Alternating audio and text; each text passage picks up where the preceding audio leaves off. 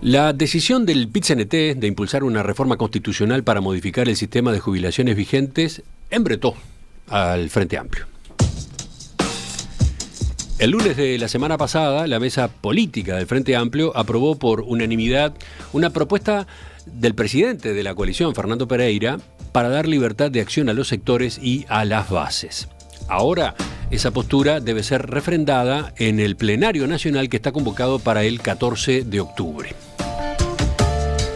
La resolución adoptada hasta este momento, y que tiene su origen en las diferentes posturas que existen dentro del Frente Amplio, expuso esa fuerza a críticas del lado del oficialismo. Por ejemplo, el senador Álvaro Delgado sostuvo que la coalición de izquierdas prefiere la comodidad y la irresponsabilidad de la libertad de acción en vez de pronunciarse abiertamente en contra de una iniciativa que, recordó, incluye la eliminación de las AFAP, que, agregó, implica que se confiscarán los ahorros de miles de uruguayos destinados a sus pasividades.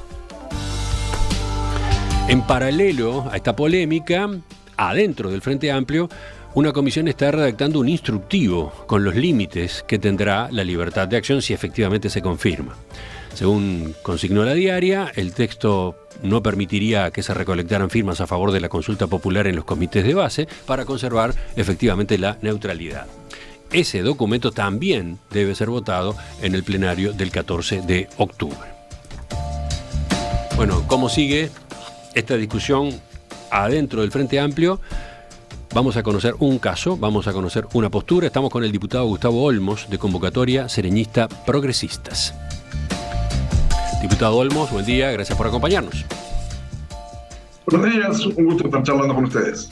En estos últimos días, Mario Vergara, el senador Vergara, ha salido con dureza en contra de la iniciativa del PIT-CNT. ¿Cómo hay que entender esa actitud? ¿Ya está haciendo campaña en contra del plebiscito? No sé si campaña en contra del plebiscito. Acá hay una realidad política que se instala, que es que aparece una propuesta de reforma constitucional en relación a la seguridad social, y nosotros entendemos que, compartiendo muchas de las críticas que se hacen a la reforma que fue aprobada y a los temas que esa reforma no solucionó, y compartiendo los objetivos generales que se plantean los impulsores de esta papeleta, en cuanto a mayor equidad, en cuanto a aumentar las jubilaciones mínimas, a contemplar situaciones en que no estaban contempladas por edad de las personas, el camino elegido y la papeleta en concreto propuesta no son adecuadas. O sea, el camino elegido, porque creemos que las leyes hay que cambiarlas con leyes y que no es una buena cosa fijar en la Constitución prácticamente todo el sistema jubilatorio y de pensiones, porque eso es lo que haría la papeleta en caso de ser aprobada. Y después porque en el contenido que tiene, o sea, en las cosas que propone, creemos que hay varios aspectos en los cuales los efectos reales que va a tener son a contrapelo de lo que se pretende conseguir. ¿Ejemplos en ese sentido? Por lo menos uno o dos. Por ejemplo, se consolidan al decir que no se puede innovar, que no se puede modificar el sistema jubilatorio, quitándole derechos a nadie, se consolida toda la estructura absolutamente inequitativa, injusta que tiene la caja militar.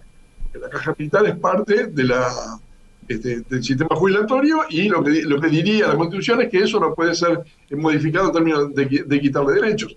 Por ejemplo, le impone al Estado la obligación de financiar los déficits de todas las cajas. Entonces, discusiones como las que vamos a tener este día de la caja bancaria o la caja profesional, que tienen notorios problemas, y hay proyectos de ley que entraron el año pasado y que están comenzando a ser discutidos, casi que dejarían de tener sentido, porque pasa a ser obligación del Estado pagar todo lo que se necesite pagar para cubrir el déficit. Y eso termina repercutiendo en dificultades, o en limitaciones a cualquier gobierno respecto a hacer políticas públicas. O sea, el tema de la seguridad social es muy importante, pero el país tiene desafíos en otras áreas, en salud, en educación, en vivienda, en primera infancia, comprometería enormemente los recursos con los que pueda contar un futuro gobierno en caso de ser aprobada. No hizo ningún comentario con respecto a uno de los puntos de la reforma del PIT-CNT, la eliminación de la SAFAP. No, pero lo puedo hacer. A ver, no elimina la SAFAP. Lo que prohíbe es el ahorro voluntario, o sea, va más allá. Las SAFAP son una de las formas de capitalización y hay alternativas, y el Frente Amplio incluso propuso alternativas en la discusión de la reforma de la seguridad social. Pero acá se va más allá. Lo que se prohíbe es el ahorro individual. Entonces, sistemas que hoy existen, por ejemplo, en la Intendencia de Montevideo hay una cosa que se llama servicio mutuo, donde la gente voluntariamente, si quiere, pone una parte de su salario y cuando se jubila le dan un complemento jubilatorio que en algún momento equiparaba con el sueldo del activo, ahora creo que es menos.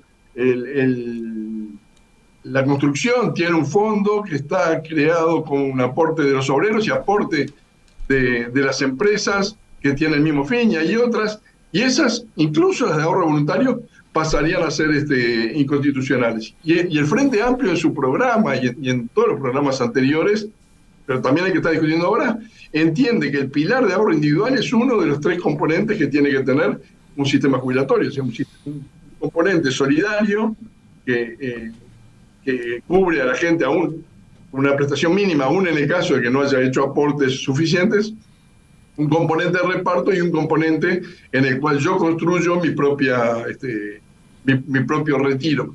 Y eso es lo que es uno de los elementos que hace que el sistema sea financiable a largo plazo. O sea, si nosotros volvemos a un esquema que es el de hace 30 años, que ya era insostenible en 30 años, corremos el riesgo de que el sistema explote. El Frente Amplio, a través de su mesa política, aprobó, y por unanimidad, una propuesta de Fernando Pereira para dar libertad de acción en este tema, el del plebiscito, el de la reforma constitucional del PIT-CNT a sus sectores y a sus bases. Ahora falta la convalidación en el plenario nacional del 14 de octubre. ¿Qué impulsan ustedes para esa instancia? ¿Qué debe terminar resolviendo el Frente Amplio ese día? Bueno, yo creo que hay una realidad de política, que tenemos compañeras, compañeros, sectores que tienen distintas visiones respecto a qué hacer ante esta iniciativa, que no es del Frente Amplio, pero que se instala en el escenario político, y la libertad de acción parece ser el camino más que preserva mejor la unidad y que podamos transitar este tema sin mayores dificultades. ¿Qué contenido tiene eso? Es la discusión que estamos procesando en estos días. O sea, ¿qué quiere decir libertad de acción? Bueno, ahí me interesa que pongamos el foco. Entonces, ¿no es simplemente libertad de acción lo que debe resolverse para ustedes? ¿Hay que agregar algo más? La libertad de acción, en principio, así sola, le soluciona las dificultades a los grupos políticos, ¿no? Los distintos grupos políticos, los distintos dirigentes podrán opinar en un sentido o en otro y tomar una actitud u otra respecto a esto, pero no le soluciona el problema a los comités de base, y en el Frente Amplio los comités de base son bien importantes, por parte del motor de la fuerza política, y además porque tienen peso real en los organismos de dirección. Entonces, a nosotros nos parece que parados en este punto deberíamos preservar la casa común, o sea, así como en la huella de Sereñi no haríamos ninguna actividad ni a favor ni en contra de juntar las firmas para la papeleta. Lo mismo debemos hacer a nivel de los comités de base. Si ya hay alguna propuesta de alguna coordinadora y de alguna departamental del interior que va en ese sentido, me parece que eso es lo que mejor nos hace para transitar este periodo hasta que se junten eventualmente las firmas. Y me parece que como que la extensión natural, en el caso de que se junten las firmas, es la misma, la libertad de acción en cuanto a ensobrar o no ensobrar la papeleta. ¿Y punto? ¿Eso es todo lo que habría que resolver en el plenario del 14 de octubre? Sí, creo que no hay mucha cosa más. No, a ver, puede escapar algún detalle, pero me parece que eso es el nudo de la cosa. ¿Cómo aseguramos la neutralidad del Frente Amplio frente a un tema en el cual tenemos distintas visiones? Pero, ¿cómo observan por ejemplo, las críticas que se están haciendo a la libertad de acción desde afuera del Frente Amplio. Parecería que ahí va a tener el actual oficialismo un lugar donde golpear en las próximas semanas y en la campaña. En definitiva, lo que se señala es que el Frente Amplio se lava las manos, ¿no? Ante una reforma constitucional que se impulsa desde el PIT-CNT y que tiene entre sus puntos nada menos la eliminación de las AFAP, que implica, dicen, la confiscación del dinero de miles de uruguayos depositados en fondos de ahorro previsional, el Frente Amplio mira para un costado y no dice nada. ¿Esto cómo lo responden ustedes? A ver, esto es parte del juego político. Yo entiendo que el oficialismo, la coalición, el actual gobierno intente mostrarlo de esa manera, pero quienes hoy son la mayoría no levantaron ni un solo legislador la mano para tener la reforma de la caja bancaria, de la caja profesional, de la caja militar y de la caja policial. Solamente votaron la caja notarial, que venía con acuerdo de la propia caja, la propuesta, y esa fue la única que votaron todos los partidos. Entonces, plantean un escenario de responsabilidad, olvidándose de que todas las reformas que hubo que hacer, en realidad su actitud fue de mirar para el costado. O sea, lo que le están criticando al Frente Amplio fue lo que hicieron sistemáticamente ante las dificultades que tenían las cajas. Si vos me preguntas a mí, yo creo que lo que el Frente Amplio debería hacer sería no acompañar, pero, repito, uno hace política en el mundo real, y en las circunstancias que tiene, y no en el mundo ideal que a uno le gustaría. Pero no es posible, porque se ha hablado de esa posibilidad, no es factible que el Frente Amplio dé libertad de acción, pero haya de parte de la fuerza política en su conjunto una postura crítica, una postura de rechazo a la reforma.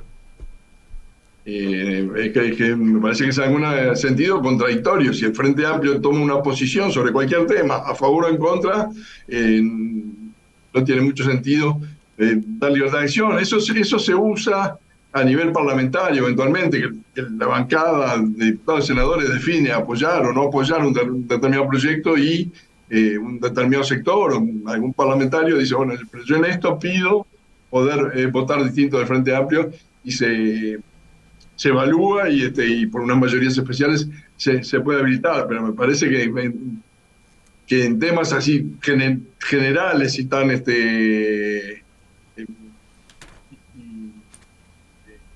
tan generales, no lo vería yo como una contradicción tener una posición y por otro lado dar libertad de acción.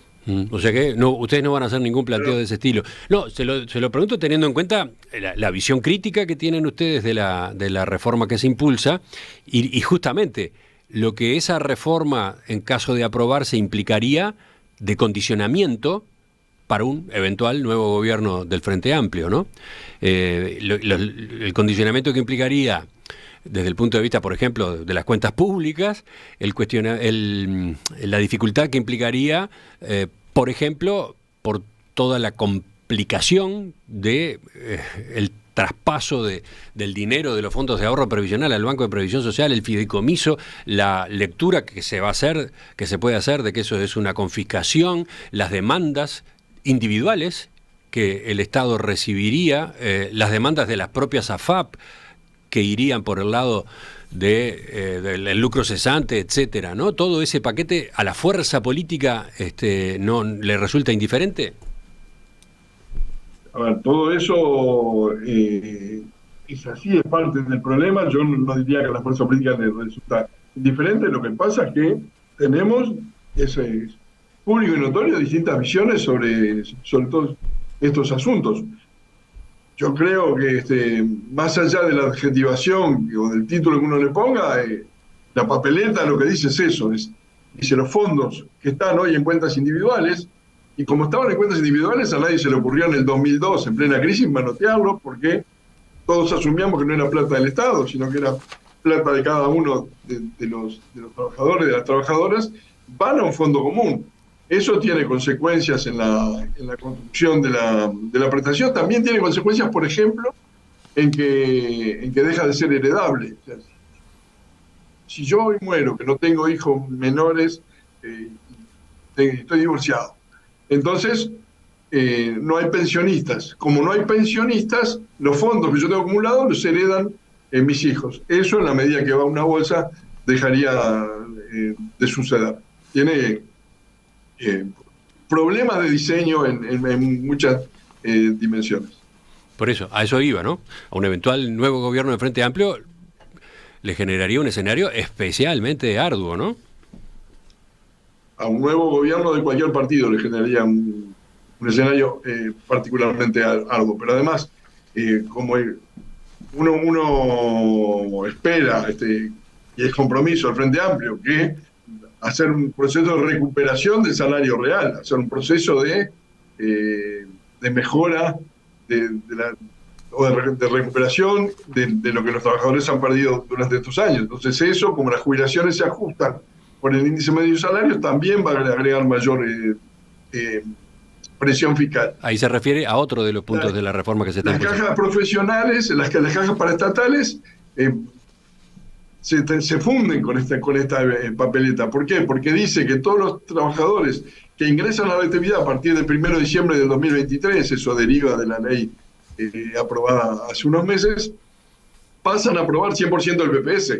Entonces, cada nuevo escribano deja de aportar a la caja notarial, cada nuevo bancario deja de aportar a la caja bancaria y pasa a aportar 100% al BPS, lo cual agrava las situaciones ya complicadas que tienen especialmente la caja bancaria y la caja profesional. Uh-huh. Sí, por eso, justamente a partir de esos puntos y de esas consecuencias es que venía la pregunta. ¿Se entiende, digamos, el hecho de que dentro del Frente Amplio hay diferencias internas y que se busca preservar la unidad? Al mismo tiempo llama la atención que no haya un pronunciamiento como fuerza política, teniendo en cuenta que lo que se aspira justamente es llegar al gobierno, ¿no? Yo creo que no lo va a haber y que no hay condiciones para que el Frente Amplio lo tenga, justamente por esto, porque tenemos distintas visiones sobre... O sea, estas críticas que yo estoy haciendo, hay compañeros que no las comparten. Entonces, en ese sentido, el punto de transacción es difícil, porque en realidad uno no... si uno está en un proceso de construcción de la papeleta, supongamos, ¿no? Puede llegar a alguna negociación de cuál es el contenido que la papeleta tiene, pero acá estamos ante una papeleta que nos viene dada y que dice lo que dice. Entonces, estar a favor o en contra de eso no hay mucho margen para ponerse creativo. Claro, ayer en la tertulia se analizaba este tema y creo que era Cecilia Aguiluz que señalaba su sorpresa por la situación que le generaba el PIT-CNT al Frente Amplio. Decía, el Frente Amplio había venido trabajando en estos primeros años de este periodo de gobierno para reformularse, para asimilar el golpe de la derrota en la última elección, para hacer autocrítica, para recorrer el país, para volver a tejer comunicación con la población, acercamiento a los problemas, a las inquietudes de la gente, al mismo tiempo reorganizándose, y había encontrado además en el gobierno una serie de flancos débiles sobre los cuales pegaba, ¿no? Decía, el Frente Amplio venía bien, y las encuestas además lo ubican en intención de voto posicionado de manera muy interesante. En ese proceso aparece esta decisión del PIT-CNT que le tira adentro al Frente Amplio esta división, y no solamente la división, sino la exposición a las críticas que ya empiezan a aparecer del otro lado, ¿no? ¿Cómo observa esto que está pasando? ¿Cómo observa esta complejidad que le vino de afuera y que ahora está teniendo que procesar el Frente Amplio? Es objetivamente una complejidad que nos vino de afuera y, como decía hace unos minutos, uno tiene que administrarla en el mundo real y ver con ese nuevo dato que aparece qué es lo que hace. Ayer un compañero me decía me mencionaba una entrevista que habían hecho un político español y que le preguntaban ¿a qué le temen más los políticos? Y la respuesta que le daba era a los acontecimientos, o sea, esas cosas que no están en el menú previsto de nadie, pero que aparecen y que uno tiene que administrarlas. El Frente Amplio yo creo que está bien posicionado, que hizo un proceso muy saludable de evaluación de los 15 años de gobierno, de sus fortalezas, de sus debilidades, que eso lo hizo en unidad, así como hizo en unidad el recambio generacional de los líderes históricos. Entonces no me parece en absoluto que esto ponga en riesgo un eventual triunfo del Frente Amplio en un escenario en el cual no está garantizado ni mucho menos el triunfo. No, está bien, de nadie. pero debilita al Frente Amplio, le complica sus posibilidades. Sí, sin duda que nos complica en la medida que nos pone un tema que a todas luces nos resulta incómodo porque tenemos posiciones distintas. Para terminar, ustedes insisten, y ahí sí hay coincidencia dentro del Frente Amplio, en que el camino para reformar el sistema de jubilaciones y pensiones es el diálogo social, un diálogo social que convocaría un nuevo gobierno del Frente Amplio en marzo de 2025. Ahora, ¿cuáles serían las bases de ese diálogo? ¿Qué es lo que ustedes entienden habría que cambiar en el sistema? Eso no está dicho. No, hay un grupo que está trabajando también en un documento que apunta a esto, a algunos aspectos metodológicos y a algunos aspectos de contenido. Hay un par de comentarios. Primero, la aprobación de esta papeleta complicaría un eventual diálogo porque los márgenes que uno tiene se reducen notoriamente en la medida que todo el sistema de jubilaciones y pensiones queda en la Constitución.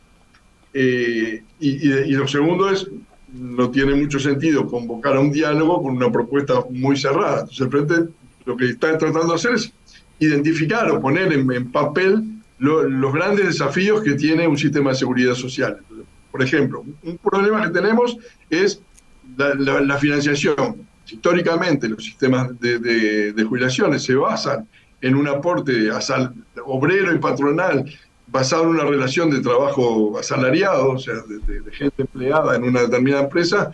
Eso está cambiando y está cambiando aceleradamente, entonces hay que buscar otras formas de financiación. O sea, lo que hace la caja bancaria es un ejemplo o muestra pistas de cosas que se podrían hacer. Los problemas de cobertura, prácticamente con la reforma aprobada este año, el 15% de las personas que llegan a los 70 años no tendrían los 15 años de aporte que necesitan para tener una jubilación. Entonces, ahí hay un problema y a los 30 años de aporte, a los 65 años, es bastante más el porcentaje que nos llegan. O sea, ahí hay otro capítulo. La protección social de los trabajadores independientes, que hoy no la tienen, no tienen aguinaldo, no tienen salario ocasional, no tienen seguro por enfermedad, no tienen seguro de paro. Esto lo vimos en la pandemia. Los sectores, las empresas que de alguna manera tuvieron que frenar su actividad, mandaron a su personal al seguro de paro. Ahora, la persona que tenía una camioneta y llevaba a gurises a una escuela quedó sin ninguna protección. Entonces ahí hay todo otro desafío. Entonces la idea es identificar estos grandes problemas y decir, esta sería la agenda sobre la cual nos parece que es interesante conversar y por supuesto abiertos a integrar otras temáticas que a otros de quienes participen en ese diálogo les parezca que son relevantes. Pero quiero decir, ¿el Frente Amplio va a llegar a la campaña electoral con un esquema de reforma del sistema de seguridad social? No, el Frente Amplio no va a llegar con un proyecto de ley o con una propuesta de cómo sería la reforma de la seguridad social. Lo que va a llegar es con un documento en el cual liste los grandes temas que deben ser encarados en ese diálogo. No porque no tengamos posición, el Frente Amplio tiene posición en muchos de estos temas, las ha plasmado en los documentos que presentó en la comisión de expertos, pero si estamos convocando a un diálogo, tenemos que tener la voluntad de dialogar, ¿no? y no invitar a un contrato de adhesión sobre una propuesta que tenemos previamente elaborada. ¿Y qué diría esa lista de asuntos a abordar en cuanto a las AFAP? Supongamos que la reforma constitucional del PIT-CNT no sale, no tiene los votos necesarios. Supongamos que entonces no se prohíbe las AFAP, que las AFAP continúan vigentes. El Frente Amplio llega al gobierno, convoca un diálogo para reformar el sistema de seguridad social. Con respecto a las AFAP, ¿qué? Con respecto a las AFAP, ¿qué se buscaría? El Frente Amplio en ninguno de sus programas anteriores y en este planteó la eliminación de esa AFAP, y de hecho no lo hizo en sus 15 años de gobierno, y plantea que tiene que haber, lo plantea explícitamente esto, un pilar de ahorro individual. Si son las AFAP o es otro mecanismo, yo creo que bastante secundario. De lo que se trata es de asegurar que haya un ahorro individual por parte de los trabajadores, de las trabajadoras, y que eso sea invertido de manera de generar un fondo que después le permita, el día que se retira, tener una renta vitalicia lo más elevada posible. El Frente Amplio hizo cambios en el sistema, por ejemplo, limitó las comisiones, por ejemplo, hizo cambios en la forma en que se redistribuían, hizo una política activa para que el Banco República se convirtiera como la FAP testigo de la baja de la rentabilidad, pero no me imagino un escenario en el cual hoy, o antes de las elecciones, diga el Frente Amplio defina no a la SAFAP, ni tampoco sí al SAFAP. Lo que va a definir, o lo que tiene definido, es el pilar de ahorro individual. Es uno de los elementos centrales que tiene que tener el sistema jubilatorio, y la forma pueden ser diversas, incluso pueden ser mixtas. Y nosotros, en la propia reforma que se discutió hace unos meses, propusimos otro sistema, que eran las cuentas nocionales, que básicamente lo que hacen es llevar un registro de cada uno de los aportes y hacer como una ficción de cuál es la rentabilidad que eso tendría, y construir a partir de eso la prestación de una persona en el momento que se jubila, pero no necesariamente los fondos son administrados de la misma manera, sino que de alguna forma compensan el déficit que tiene el sistema de seguridad social. Diputado Gustavo Olmos, de Fuerza Renovadora, convocatoria sereñista progresistas, le agradezco su participación esta mañana en Perspectiva. Por favor, muchísimas gracias por la oportunidad de charlar, y saludos a toda la audiencia.